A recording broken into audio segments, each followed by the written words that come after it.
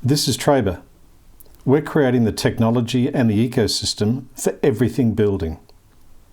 We're creating a market network which boasts a marketplace and a mobile-first, cloud-based suite of project control tools for builders, consumers, trades, suppliers, for everybody. All on the smartphone, all remote, all mobile, all for building. This is Trabr, and this is a building conversation. Good morning, this is Tony Huxley from Trabr Limited. I'm glad to be joining you today. Tony Rouady, General Manager of Network Building Supplies. G'day, Tony, how are you? Tony, I'm well. Excellent, good to hear. Thanks for joining us, I really appreciate you making the time. We'll come back to cladding in a minute because I've got a couple of questions on that, but just to continue on the background of the company, Network Building Supplies today, I know you've got thousands of customers, and I mean, well done on that count. Thank you. And no doubt it's growing, but if it's possible to do so, can you describe me what or who is a typical customer of Network Building Supplies? Yeah, it's generally a trade contractor. Yep. So we do have builder customers. I won't, because we're quite broad now, so you can say we have builders, but the predominant customer for us is the contractor that's doing the supply and fit work. Yep. Who's contracting to a builder. Yep. So generally a builder will need some interior work done, he'll get a supply and fit quote, the trade contractor purchases the material, not the builder. Yep. So that's our typical customer in each of the fields, whether it's rendering, the renderer will do supply and fit quote, supply the render, buys the render off us. External facade contractor will contract the work to a builder. Yep. But the external facade contractor is the one that purchases the material. He's our customer, he or she. Yeah, because in 99 cases out of 100 it's supply and fit rather than... Yep. Correct. So we're generally around the supply and fit trade contractor in the segments we're in. So whether it be fit out, external facades, paint, render, it'll be the supply and fit contractor. And in the context that is the type of typical customer, as it were, are they more small businesses or is it small to medium? How would you classify them? We've got a range, Tony, but predominantly small to medium. Yeah. We've got a handful of big guys and girls, I should say, but big companies. Yeah.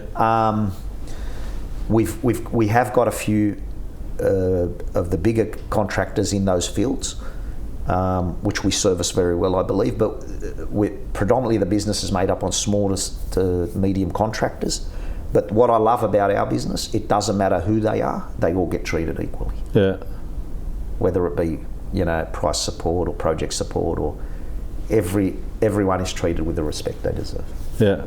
Yeah. So that's been the key to our success. Is these are repeat customers that are coming back week in, week out, and they know we're their partner, not their supplier. Yeah, I get that. We're very important to what they do because... But today it's got to be. I mean, people need that value add, if you like. And we love, in all aspects of life, you love going somewhere where you see a familiar face week in, week out.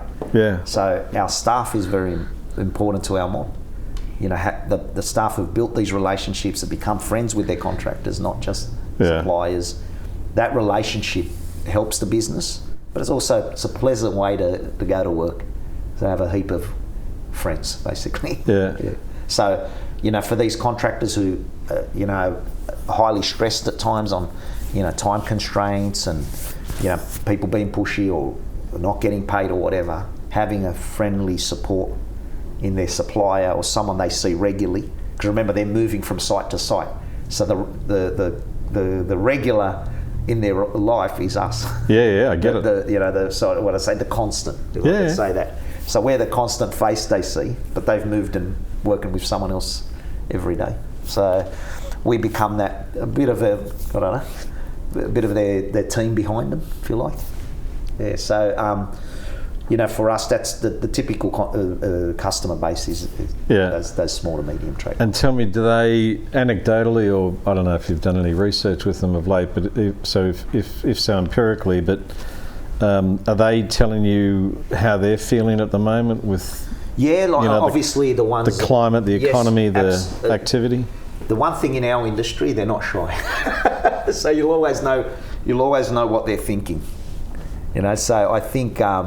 With our account managers, I don't even think, but with our account managers,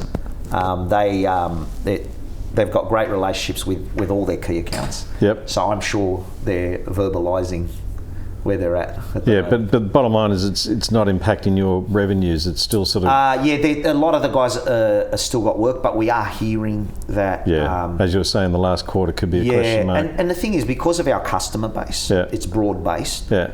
So you'd have some that are down, others that are up. It sort of swings and roundabouts with this industry. So you can be talking to some contracts, say, look, I'm doing nothing at the moment. Yeah. Talk to another one who just happens to have a few jobs on. And so it's really swings and roundabouts. But I'm interested to see where the last quarter is going to be, because that's what everyone's talking about. And we're bracing ourselves for that as a business. We're looking at all our overheads, making sure we're lean and, we're set up for that. Yep, but hoping for the best regardless. Absolutely. So from where you sit as a distributor and I guess as a wholesaler, retailer of building materials, building supplies, from that perspective, can you say whether the federal government's home builder scheme has had an impact on the sector? Or look, you hear some people talking about it. The thing with us, we're not massive in the small residential builder market, but we have some contractors in that space. I think I suppose the message I'm getting is we think it'll help, but people are still reluctant. You still got to spend to get it. And they know the government supports are going to end soon. So I think people are still reluctant to dive into something, is sort of the feedback I'm getting. Like, I know I'm going to get a bit of support, but I still got to come up with my own money too. Exactly. So what if the job seeker stops and my employer says, well, I don't need you anymore, or or the job keeper, sorry. I knew what you meant, actually. Yeah. I get confused with the two, I don't know.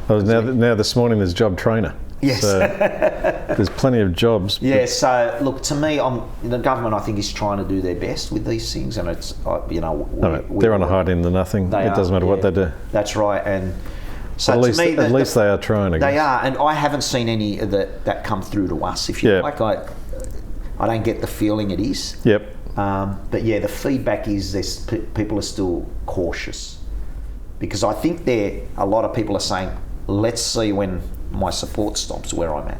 Yeah. So I think there'll be some people take advantage of it, of course, the ones that are working and don't feel they'll be impacted. But I noticed the NBA was saying just yesterday, Danita Warren, I think the head of the NBA, was saying that the home builder scheme has been transformative. I think if I read the right numbers, it was 40,000 people that applied for it. Fantastic. Which, that's a big number. And again, we may, like I'm saying, that we'll probably know in the next quarter when it relates to activity. When you see it, exactly. Yeah, when it becomes activity, it's not just a number on a list. So they probably have, obviously the real stats are the important ones. Yeah. They know who's taken it up. When the tyre hits the road, sort of thing. Yeah. That's really interesting.